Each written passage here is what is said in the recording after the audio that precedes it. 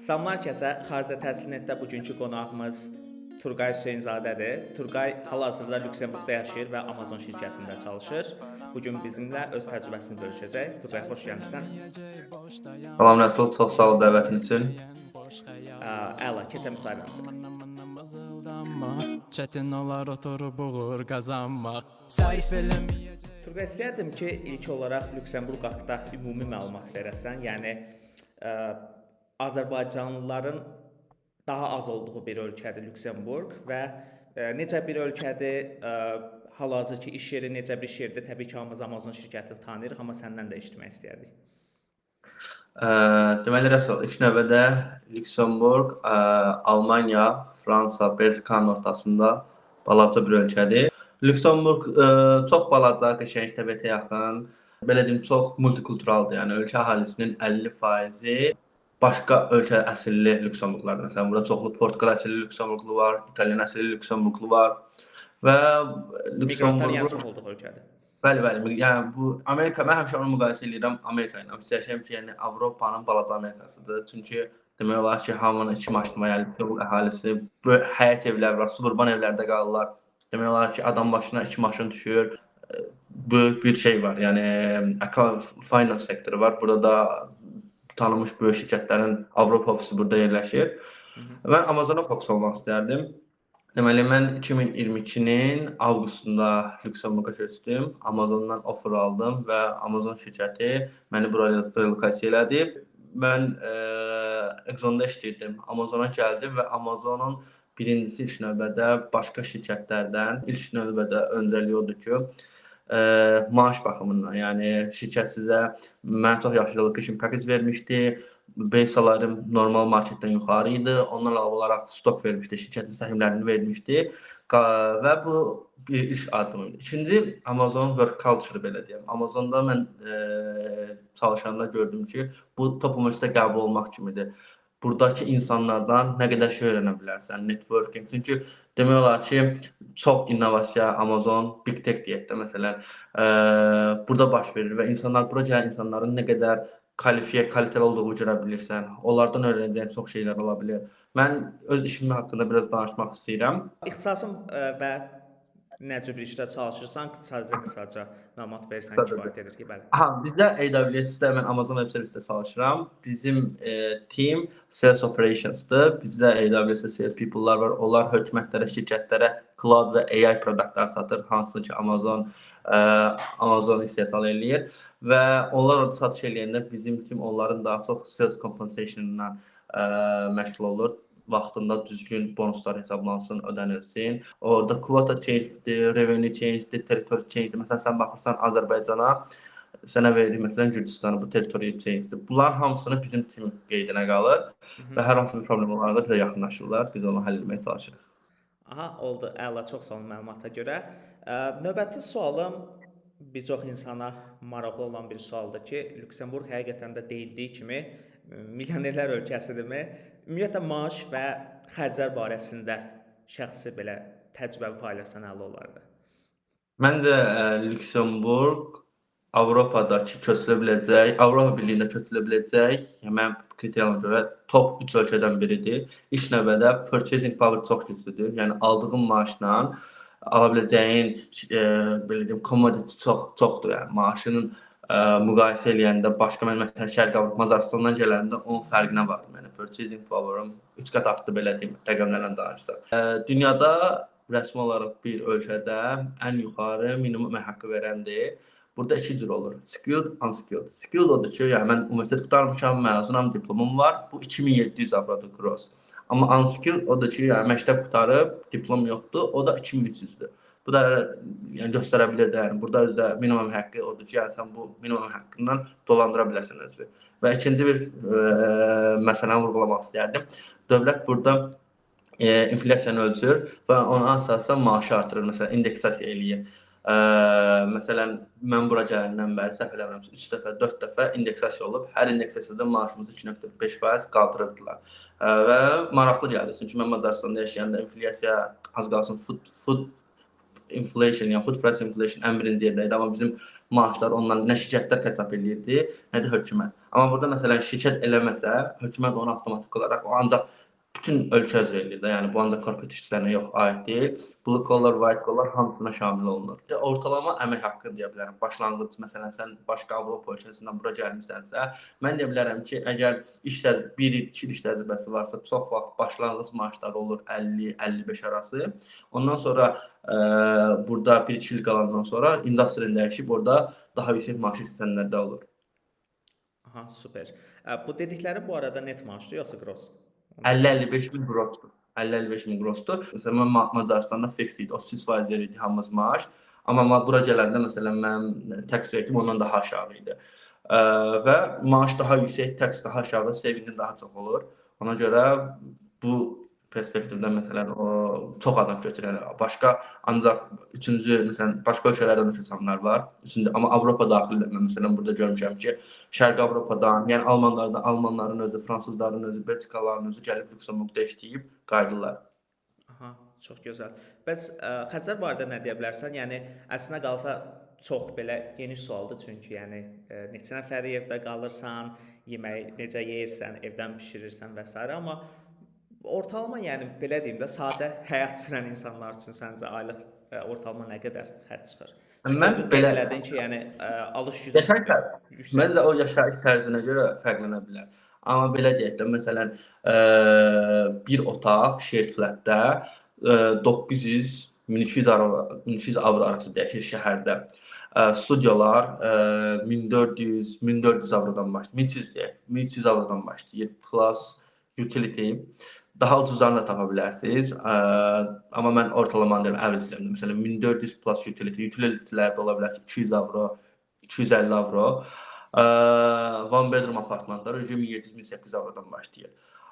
Şəhərdən kənara biraz çıxdıqda qiymətlər biraz düşə bilər və evin ərazisi böyüyə bilər. Onda da maşına ehtiyacınız ola bilər. Çünki şəhər daxili nəqliyyat yaxşıdır, hər yerə accessible-dır. Amma şəhərdən kənara çıxanda intervallar çoxalır, onda maşına ehtiyacınız ola bilər. Nəqliyyat pulsuzdur, nəqliyyata xərciniz çıxmır. Yəni qatar, avtobus hamısı pulsuzdur. Əsas xərciniz mən deyərəm ki, ölkədə 2 dənə ən böyük belə deyim, xərc götürən bir şey var. Kirayədir, kirayə qiymətləri, restorandakı yemək qiymətləridir. Ortalama deyək ki, normal bir restorana getsəz 25-30 avro arası ola bilər. Daha ucuzlar da var, amma belə deyək də fine dining kimi getsəz, oje 30 avro. Amma normal dönər yeməsəz, yəni.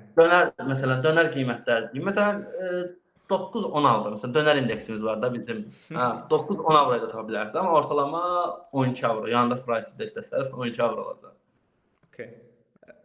Özümüz əvvəlcədən qeyd elədik ki, Azərbaycanlıların az olduğu bir yer Lüksemburq, amma mənim, yəni əhatəmdən gördüyümə görə son dövrlər Lüksemburqa gedən insanların sayı artıb. Sualım budur ki, yəni sənin ən azından tanıdığın insanlara baxanda daha çox hansı yolla gəlirlər insanlar? Yəni Avropada alışmışıq ki, bəzən təhsil yolundan gəlirlər, bəzən də iş, amma Lüksemburqda səhv eləmirəmsə daha çox iş yolundan gəlirlər Azərbaycanlılar arasına.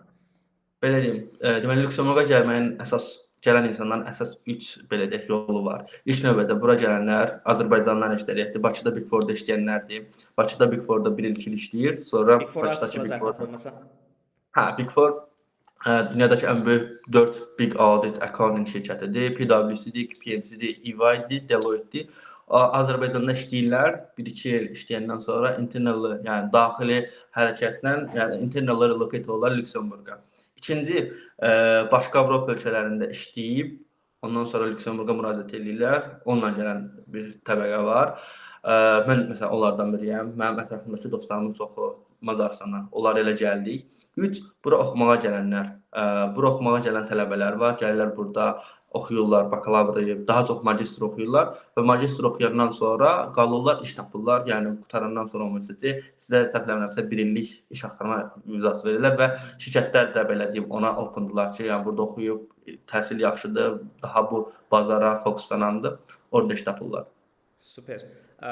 Müsahibədən əvvəl araşdırmışdım, gördüyüm qədərilə, yəni məni də təəccübləndirdi ki, təhsil haqqı çox aşağıdır. Yəni semestr feesi, yəni semestr başına ödənişi 400 avro olan universitetlər var. Daha doğrusu bir universitetdən söhbət gedir. Bu dövlət universiteti olan University of Luxembourg-dan söhbət gedir. Əslə qalsa çox ucuz saymaq olar bunu, amma digər tərəfdən də sən də qeyd elədiyin kimi yaşam xərcləri yüksəkdir. Onu nəzərə almaq lazımdır. Amma yenə təəccübləndiricidir. Əsas da onu nəzərə alsaq ki, tələbələr də çalışa bilirlər. Xüsusilə də əgər dil bilginiz olarsa, məncə o yolda sınamaq olar ki, yəni təhsilə gəlib sonradan orada qalıb çalışmaqdan. Onun üstündə biraz qalmaq istəyirdim. Bura təhsilə gəlmək istəyən tələbələrə əsas məsləhətim o araşdırsınlar proqramları. Çünki orada 2 dənə deadline var. Biri Avropa Birliyi vətəndaşları üçün, biri də var Third World Countries. Məsələn, Third World Countries apreldə qurtarır səhv eləmirəmsə, Avropa Birliyi iyula qədər davam eləyir. Və ikinci məsələ, mən müqayisə eləyəndə belə deyərdim ki, məsələn, semestrin qiyməti əslində 200 avro idi. Semestr başı çox proqram. Orada bəzi proqramlar var ki, onların qiyməti yuxarıdır. 1 illik proqramdır, supply chain, amma çox proqram 200 avro idi. İndi qaldırdılar bu ildən 400 avroya. Məsələn, yataqxana deyə bilərəm. Yataqxanaların qiyməti, yəni universitetdə yataqxana var və yataqxanaların qiyməti aylıq 350-450 avrosu dəyişir və siz belə deyim, bura gələndən sonra əgər fransız diliniz biraz varsa, rahatlıq deməyim, əvvəldən müraciət eləsəz, universitetdə iş tapıb xərclərinizi qarşılaya bilərsiniz. Belə deyim, həftədə 20 saat işləmə icazəsi verir, həftədə 20 saat işləməklə ayda 1000 avro qazana bilərsiniz. Bu da tələbə kimi burada yaşamağa uyğundur. Yəni xərclərinizi qarşılaya bilər. Dil məsələsini qeyd elədin. Bir-iki cümlə daha istəyərdim. Yəni mən özüm də təəccüblənmişdim ki, Lüksemburqda rəsmi dil Lüksemburqcadır. Lüksemburq türkçəsi. Lüksemburqcanın kökü haradır? Yəni fransız dilinə mi oxşur, alman dilinə mi oxşur və məcbursan o dili öyrənmək, yoxsa fransızca, yəni sən dediyin kimi belə deyim, yola vermək olur ən azından? İlk növbədə Lüksemburqcadan başlayım. Lüksemburq dili əslində alman dilinə çox yaxındır. Amma fransız bir təsir də var, yəni bir mix ola bilər. Amma daha çox almancaya yaxındır. Mən bura gələndən bəri biraz Lüksemburqcaya başladım, amma ingilis dili hər yerdə edir. Çünki dediyim kimi ölkədə yəni maraqlı statistika deyim, şəhərdə 120 min adam varsa, bunun səhv eləmirəmsə 70% yəni Lüksemburqlu deyil. Heç vətəndaş deyil, Lüksemburq vətəndaşı deyil. Yəni bir şey vermək istəyirəm, overview vermək istəyirəm. Yəni ingilis dili hər yerdə keçir. Yəni həkimə get, polisə get, hamı ingiliscə danışa bilir. Çünki hamı bir miqrant background olduğuna görə dili bilir. Hamı ən azı 2-3 dil bilir. Və daha faydalı olar ki, fransız dilini öyrənəsiniz. Çünki şəhərin özündə fransız dili daha etkəndir, daha çox istifadə olunur. Amma vətəndaşlığı almaq istəyirsə, Lüksemburq dilindən imtahan verməlisiniz. Çünki dili saxlamaq istəyirlər. Ona görə ondan tələb olunur. Maraqlı bir mövzudan danışmaq istəyirdim. Növbəti danışmaq istədiyim mövzu job referral deyilən mövzudur. Bir dostum var, bunu Avropaya getməyin gizli yolu olaraq təqdim eləyirdi. Yəni hamı üçün keçərli deyil, amma həqiqətən də Avropaya getməyi bəzən qat-qat asanlaşdıran bir məsələdir job referral. Azərbaycanca işçi tövsiyəsi və yaxud da iş tövsiyəsi və s. Nəysə, daxili tövsiyədən söhbət gedir. Sən öz təcrübə bölüşsən sevinərdim ki, ümumiyyətlə Lüksemburq olsun, Avropada olsun, job referrallar həqiqətən də keçərlidirmi? Bəli, mən öz nümunəmdən demək istəyərdim. Mən əvvəl Macaristanda Exxonda işləyəndə məsələn, mən ətrafımda olan dostlarımın çoxunu refer yolu ilə Exxon şirkətində, onların çox yaxşı background var idi, elə bir adam axtarırdılar. Mən onlara refer eləmişdim və qəbul olmuşdu. Onun üstünlüyü nədir? Onu belə deyim ilk növbədə. Üstünlüyü odur ki, siz orada ona qarantör durursunuz. Məsələn, o deyir ki, hə, bu adam bunu tanıyır, belə bir position var, bir iş pozisiyası var. Bu da dostumdur, bunun diplomu var, skillləri var. Hə, sonra oğlanda gəlsin, niyə də olmasın? Çünki yəni bundan yaxşısını tapmayacaqlar, belə deyim. Mən məsələn Amazona gələndə, Amazonda işləyən adamlara yazmışdım. Onlardan soruşmuşdum ümumi intervyu ilə bağlı, işlə bağlı, yəni Amazonda iş necədir, iş work-life balance necədir və mənə çox kömək olmuşdu oradakı işləyən adamlar. Məsləhət görərdim ki, yəni Avropaya müraciət edən adamlar ilk növbədə LinkedIn aktiv istifadə eləsinlər. Orada məsələn mən müraciət etmək istəyirəm deyək ki, Microsoftda axtarsınlar məsələn, orada işləyən azərbaycanlılar tapsınlar. Onlara yazsınlar mesaj. Yəni orada məcbur deyil ki, məsələn mən indi iş axtarıram, amma mənə aid iş yoxdur. Sadəcə ümumi soruşun, yəni razıdılar, necədir? Çalışın amma onlarda feedback alın, networking qurun. Çünki indi olmur məsələn gələcəkdə olar, onda istifadə edərsiniz bu referralı. Super. Bayaqki mövzuya qayıtsaq, referral prosesi səhv eləmirəmsə belə olur. Amazonda məsələn danışa bilərsən, sistem olaraq, yəni çox qısaca necə baş verir bu? Yəni tutaq ki, mən sənə e-mailimi verdim. Aha, belə deyim. Növbət atmaq. Səhv eləmirəmsə Exxonla Amazon müqayisə edəcəm. Exxonda o idi ki, Exxonda sadəcə ad soyadını yazırdın, e-mailini yazırdın, ondan da qurtarırdı. Amma burada məsələn mənə kimsə deyirsə ki, refer elə, mənə CV-lərini atırlar, CV-sini atır, CV-sinə mən hər şey götürüb sistemə yükləyirəm. Sistemə yükləyəndən sonra həmin adama link gəlir, o adam o linkə girir, başlayır datasını doldurmağa. Orada istəyir ki, annual expected salary, ondan sonra başqa nəsə detallar lazımsa onları yazır. Yəni burada mənə CV-ni sistemə yükləyirsən, sistemə yükləyəndən sonra həmin adama link gəlir, o linkə girib apply eləsə o referral kimi sayılacaq. Super. Digər müsahibə elədiyimiz şəxslərlə də bu mövzunu tez-tez danışırıq, amma səncə ümumiyyətlə Amazon, üzr istəyirəm, tək Amazon yox, ümumiyyətlə Lüksemburqdakı işlərə müraciət edərkən qeyri-adi bir şey varmı müraciət proseduru ilə bağlı, yoxsa elə yəni LinkedIn-də və yaxud da Glassdoor-da və yaxud da hər hansı bir veb-saytda pozisiyanı görürsən, referral varsa referral edirsən, sonra da müraciət edirsən və intervyu prosesi baş verir. Yəni standartdırmı proses?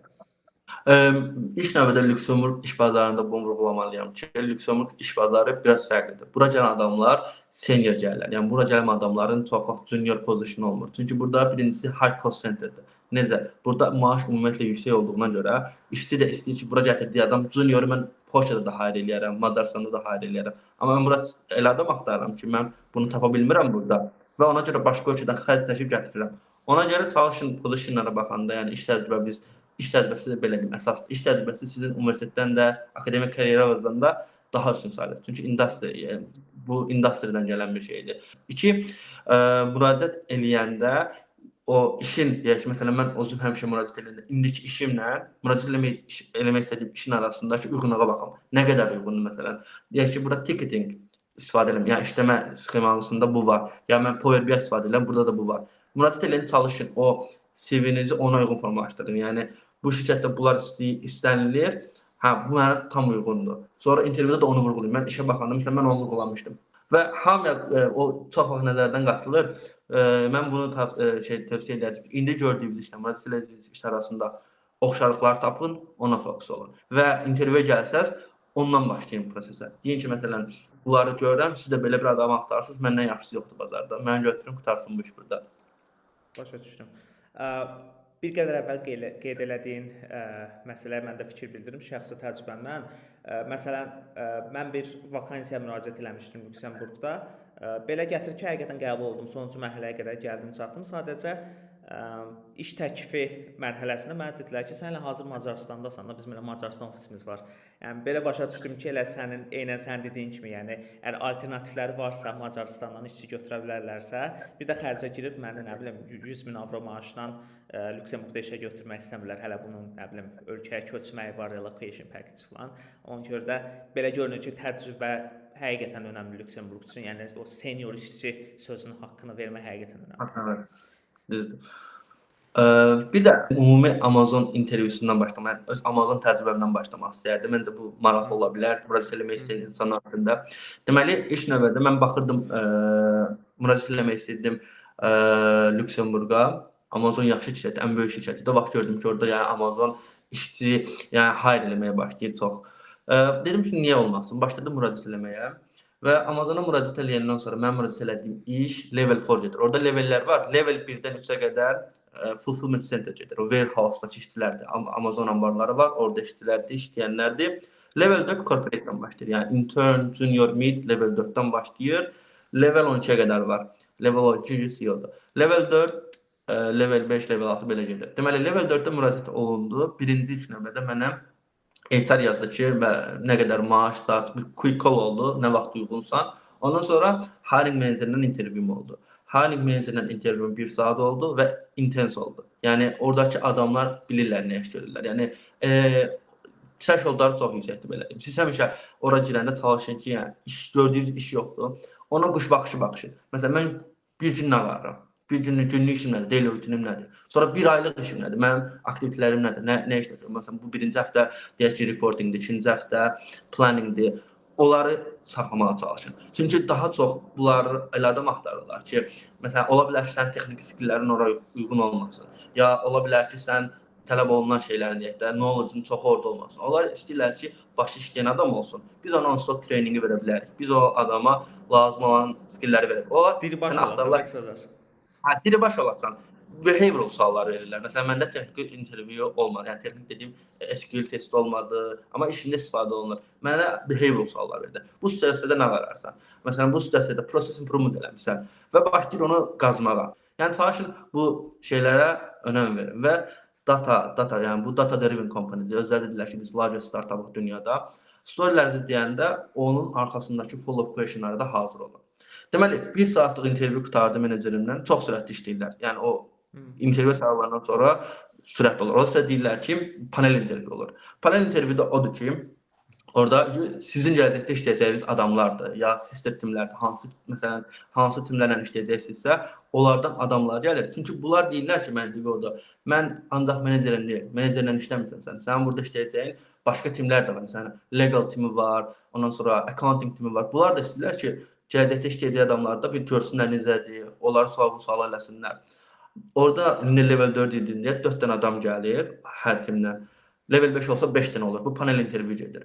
Və bunu hamısını bir günə də sala bilərsən, ya ikisini bir, üçünü bir, ya da hamısını fərqli günə sala bilərsən. Məsələn, mən hamısını bir günə saldım və orada başqa timlərdən adamlar gəlir, stakeholderlar, mənim gələcəkdə işləyəcək adamlar. Onlar da başlayırlar sənə sual verməyə.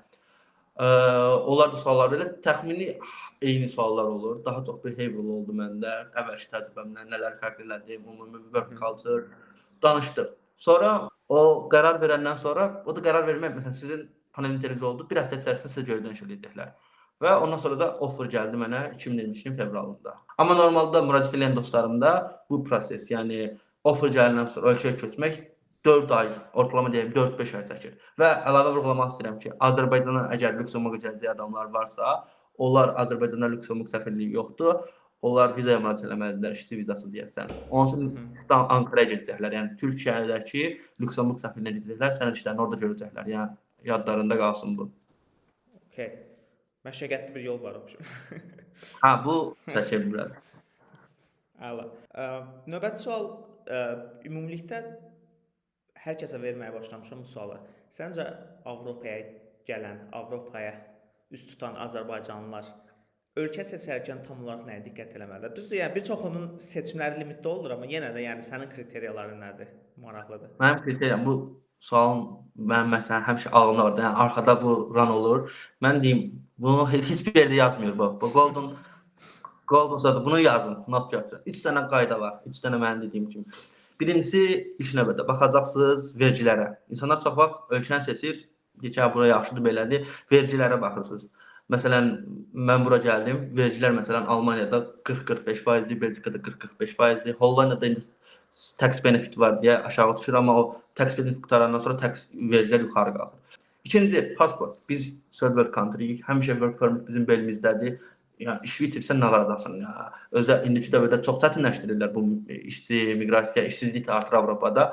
Ona görə dedim ki, mən pasport almalıyam. Yəni pasport alacağım ən rahat ölkələrdən hansılardır? Baxdım ki, Benelux, Lüksemburq zor. 5 ilə vətəndaşlıq ala bilirsən. 3 gözdən qaçan ən vacib faktor. İnsanlar pasport deyil 5 ilə verilir, amma orada pasporta müraciət edirsən, processing time var.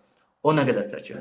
Lüksemburqda o 8 ay çəkə bilir, amma daha tez də ola bilir. Məsələn 4-8 ay. Orada bəzi kurslar eləsən, orientation, integration, onları eləsəniz daha tez də ala bilirsiniz. Amma average 8 aydır. Amma məsələn Almaniyada dostum var, müraciət eləyib və hal-hazırda 1 il 6 aydır və ona hər dəfə deyirəm ki, get onlara yaz, miqrasiya ofisinə yaz. Deyirəm, mənim işim nə oldu? Qardaş 2 il cəmaət işi, yəni vətəndaşlıqdan çıxır bu müddətdə. Hollandiyada məndə çəkir o 1 ildən çox, Belçikada çəkir. Amma Lüksemburq zaten çox yaxşıdır. Çünki burada bürokratiya demək olar ki, çox yoxdur və sistem, yəni hökumət orqanları çox yaxşı işləyir və ondan razıyam. Dedim, istədim bu üçdür. Yəni vergilər, pasport nə vaxt əlinizdə olacaq. Yəni sizə 5 il almırsınız onu. 5 il 8 ay alırsınız. Okay. Maraqlı məsləhətlər idi və razıyam. Hər halda hər insan maaşa baxacaq onsuz da. Hər insan, nə bilim, hava şəraitinə də baxacaq. Bu cür məsələlər heç vaxt diqqətdən yayılmır, ancaq vergilər, bu kimi məsələlər xüsusilə də bəzi hallarda əlavə gəlir mənbəyiniz ola bilər. Bəzi ölkələr var ki, məsələn, əlavə gəlirlərə, yəni freelance gəlirlər məsələn, o qədər vergi qoyur ki, adamın heç hövsələsi qalmır ki, ikinci bir işdə çalışsın. Ona görə də həqiqətən də uzun müddətli yaşamaq istədiyin ölkədə bu önəmli məsələdir. Söhbətimizdən əvvəl maraqlı bir nüans diqqətimə çatdırmışdı. Amazon şirkətinin və yaxud da Amazon insan resursları nümayəndələrinin tövsiyə elədiyi sertifikatlar var. Hansı ki, onlar deyirlər ki, hal-hazırda Amazon şirkətdə daxil olmaqla bir çox şirkətdə iş tapa bilmək üçün çox faydalıdır. Hansı sahədir və yaxud da sertifikatın adı nə cür, yəni nə qədər istiqamət verə bilsə maraqlı olar həqiqətən, həm də faydalı olar təbii ki. Deməli, Russell, bununla biraz vaxt ola bilərəm. Çünki mən biraz daha ətraflı məlumat vermək istəyirəm. Ümumi dünya dəyişir. Yəni Amazon özü bizim məsələn AWS-dir. Ən tekdir, belə deyim, innovasiyanın qabağında gedənlərdir. Amma bizim öz lidershipimiz də bizə deyir ki, yəni sizin işiniz həmişə burada olan deyil. Yəni özünüzü upskill etməlisiniz. Yəni öz bacarıqlarınızın üzərində işləməlisiniz. Və bizə deyiblər ki, bizə requirement qoyublar. Yəni tələb edirlər ki, məsələn cloud practitioner var. Bu cloud practitioner sertifikat alınmalıdır ilin sonuna qədər. Cloud practitioner da odur ki, AWS-in servisləri var, IT servisləri. Nə işə yarayır, necədir, onlardan bilməlisən, harda istifadə oluna bilər.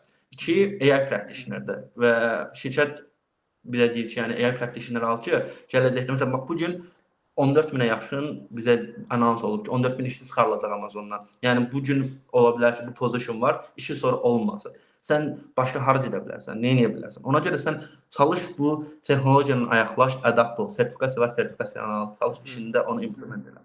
AI practitioner çox yaxşıdır. Məsələn görürəm ki, yəni çünki AI ümumi çox topikdir. Hamı bilmir ki, hardansa başlasın, necə başlayım, nə qara bilərəm, istifadə edə bilərəm. Mən AI practitioner var. Onu məsləhət görürəm başlayasınız. Çox üzr istəyirəm. AI practitioner ümumi mövzunun adıdır, yoxsa Amazon tərəfindən həqiqətən də verilən bir sertifikat növüdür bu? Sertifikat deyim, hamısı 3 dənə sertifikat edirəm sizə. Deməli, Cloud Amazondur bunlar, AWS-in. Çünki mən AWS-i bilirəm, istifadə eləyirəm. Bəlkə başqaları varsa, başqalarından istifadə edə bilərsiniz. Sadəcə, məsələn, AI practitioner deyərəm. AI practitioner, orada curriculumu da var. İmtahanı qiyməti falan $100-dır. Birinci imtahan keçsəz, ikinci başqa imtahana girəndə 50% endirim verir və must da belə deyim, yəni sizdə good to have. Çünki hamı təzə başlayır. Sizdə olmağı competitive advantage olacaq. Sizdə olmağı fərqləndirəcək. Yəni sizdə ancaq sözdə deyil, yəni onu sertifikasiyasından göstərə biləcəksiniz. AI practitioner və indi noyabr 17-si professional çıxardırlar. Professional dediyim advanced leveldir. Mən də sizin üçün hələ başlanğıc olaraq AI practitioner-a başlayın, öyrənin. Ondan sonra əgər vaxtınız olsa desəz ki, yox, xoşuma gəldi, mən daha da bu üzərində getmək istəyirəm. AI professional çıxacaq noyabrın 17-si, hələ demo versiyasıdır. İndi bunu verəndən sonra məncə 2016-da onu öyrənməyə, o sertifikatı da almağa çalışarsınız. Bu işin sertifikası sizdə olsa, mən də siz müraciət edəcəyiniz çox işdə, çünki hamı onsuz AI-dan danışır. Yəni baxıram real estate, o da deyir ki, biz AI agenti istifadə edəcəyik, daxil accounting, tarix müəllimi, hamı AI istifadə edir. Sizin bu olmağınız ümumiyyətlə fərqləndirir. Çünki bu desə ki, məndə lazım olacaq, bu adamda bu sertifikat var, aha, mən bu adamı gətirirəm, bu işlərlə məşğul olar. Bizə bu sahələrdə kömək edir. Onların linklərini də qoyarsan aşağı, istəsəniz, nəsə bir suallarınız da olsa, mənə yazarlar, mən orada bir dənə material hazırlamışdım, özüm Cloud Practitioner-a hazırlaşanda, o insanlarla bölüşərəm və istəyirəm ki, Azərbaycanlılar hamısı nə qədər bacaran varsa, bu texnologiyanın ayaqlaşsın, hər evdə bir dənə AI Practitioner. Məsələn, Azərilər hər evdə pianolar oluyor falan. Azərlərin hər evdə bir AI practitioner mutlaka vardır. Kültür başkenti. Təşəkkürlər. Həqiqətən bu onsuz da video faydalıdır, amma bu hissəyə özüm də diqqət yetirəcəm. Videodan sonra gəlib Google-a yazacağam. Amma kursu nə vaxt qurtaram onu bilmirəm, nəysə. Bir dənə maraq fakt verim, ondan da işin açdıra bilərik. Deməli, demək istəyirəm. Deməli, Lüksemburqda işsizlik maaşından danışmaq istəyirəm. Lüksemburqda işləyirsənsə, probation 6 aydır. Bunu yadınızdan çıxartmayın. Məsələn, Macaristanda 3 aydır, Hollandada 1 aydır, amma Lüksemburqda 6 aydır. Yəni çox uzun bir perioddur. Amma Lüksemburqda işləyirsənsə, probation keçmisənsə, səhv eləmirəmsə, 1 il vergi vermisənsə, sizi işdən çıxarsalar, növbəti bir il ərzində maaşınızı ala bilirsiniz. İş 6 ay, gross maaşınızın 80%, 6 ay, 3-6 ay qutarandan sonra deyək, 7-ci aydan etibarən deyəsən o faiz aşağı düşür, 70%-ə, 60%-ə. Amma verilir, yəni işsizlik maaşı verilir. Ona görə işdən qovsalar belə, yəni əgər probation keçmişsə, burada vergi vermişsə, işləmişsə dünyanın sonu deyil. Hökumət sizə o maaş verir ki, burada rahat dolana bilərsiniz, yaşaya bilərsiniz və buradakı əmək müfəttişliyi sizə iş tapmaqda köməklik eləməyə çalışır. Okay, super fakt idi. Təşəkkürlər. Bir daha çox sağ olun bu fakta görə də əlavə çox sağ olayım. İzlədiyiniz üçün təşəkkürlər. Abunə olmağı unutmayın. Öpürəm. Görüşərik. Sağ olun. Bay bay.